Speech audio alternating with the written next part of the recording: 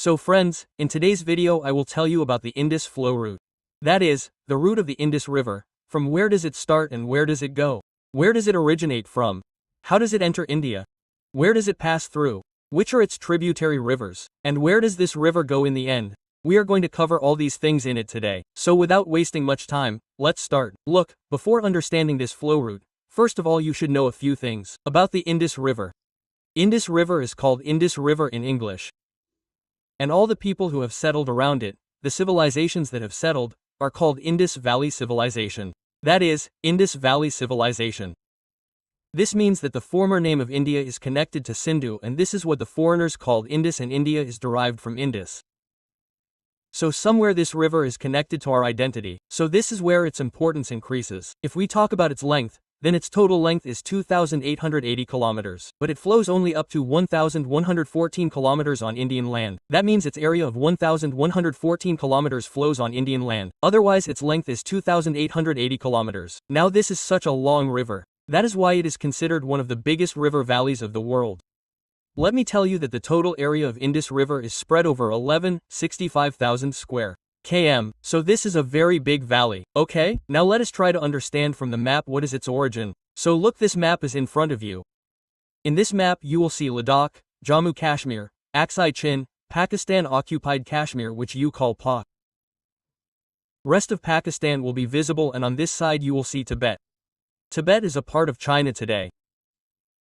There is a mountain Kailash Mansarovar within Tibet, and a lake is also near it which is called Mansarovar Lake. There are a few hills near this Mansarovar lake. A stream flows out of those hills which is called Sinkabab stream. You should remember the name of this thing, Sinkabab stream, and Sindhu starts from this stream. It means that Sindhu starts flowing from these hills and then it crosses Mansarovar lake and moves forward. So which is the origin of the Indus River? Sinkabab stream near Kailash Mansarovar or near Mansarovar lake. Okay, this river starts flowing from here. Slowly it crosses Tibet. And when it enters India, it first enters Leh district in India. Let me tell you that you can see total Ladakh. There are only two districts inside Ladakh. One is your Kargil and the other is Leh. So first of all the Indus River enters Leh and keeps moving forward in this manner. Well, this Kailash Mansarovar lake of yours, another river originates from near it, whose name is Sutlej. Now you must have heard its name. Sutlej gradually moves forward and it also enters inside India, and further it meets the Indus River. So you can say that the Sutlej River is a tributary of the Indus River. So inside the Indus flow route, two rivers start from outside. That means it starts from China, starts from Tibet. One is the Indus River itself and the other is the Sutlej River. Leh is in the upper part of this Indus River and Kargil is in the southern part. Sometimes it is asked that which city comes in the way of Indus. Then you can say Leh and you can say Kargil. Now there are four such rivers here which originate from India and meet the Indus River. Now we will see its sequence one by one. First comes the Jhelum River. The Jhelum River originates from Jammu and Kashmir. There is a district in Jammu and Kashmir named Anantnag. There is a waterfall named Varanag in that district. Your Jhelum River originates from there. There is a city named Srinagar situated on the banks of this Jhelum River. So the question is created by the name of Srinagar, or the question is created by the name of the river, that which city is situated on the banks of Jhelum River or on the banks of which river is Srinagar situated. So you have to remember this thing. This is the first river after Indus. After this comes the second river named Chenab. Okay? Chenab River originates from Himachal Pradesh. There are two districts there. One is Lahaul and the other is Spiti. This river starts from the upper part of both these districts. There is a pass named Baralacha there. This river starts from there. See, you know the meaning of pass or mountains. So it starts from those mountains. But in Himachal Pradesh, Chenab is known as Chandrabhaga River. Now why is it so? It is because there are two rivers there. One is Chandra River and the other is Bhaga River. Both of them meet at Baralacha and from their meeting Chenab River starts. So there it is called Chandrabhaga. Brother, it is a confluent river and here it is called Chenab. So you have to remember Chenab. Okay? Himachal Pradesh, Lahaul and Spiti district. After this, the third river is Ravi River. Ravi River also originates from Himachal Pradesh. It originates from Kangra district, where there is Rohtang Pass.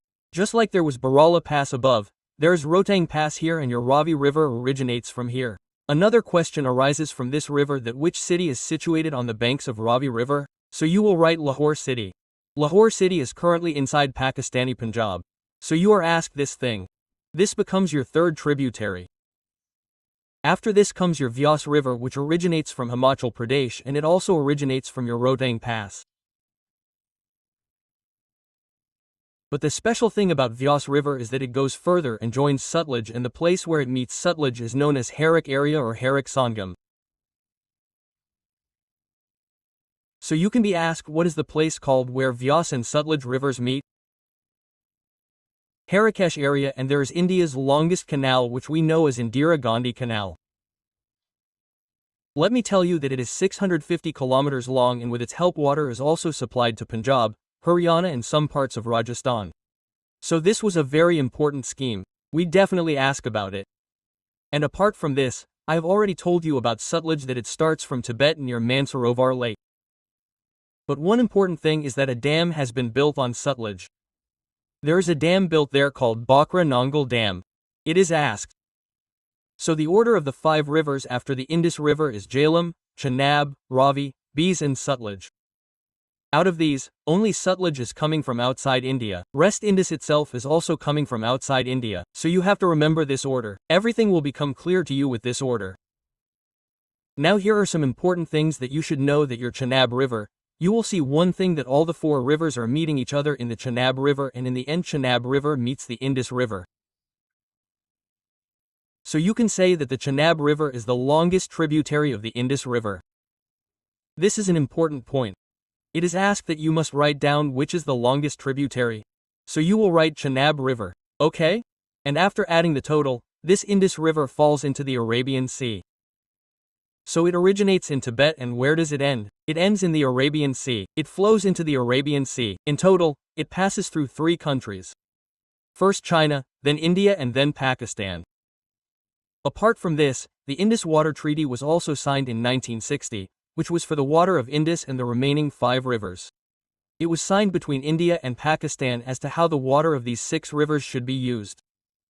So, both Jawaharlal Nehru and Ayub Khan were involved in this, and they signed it. According to this, 80% of the water of the 3 upper rivers, Indus, Jhelum and Chenab, will go to Pakistan. And 80% of the water of the remaining 3 rivers, Ravi, Beas and Sutlej, will come to India. So friends, this is the Indus flow route. I hope you must have understood all the places, and also understood how which river is originating from where and going where.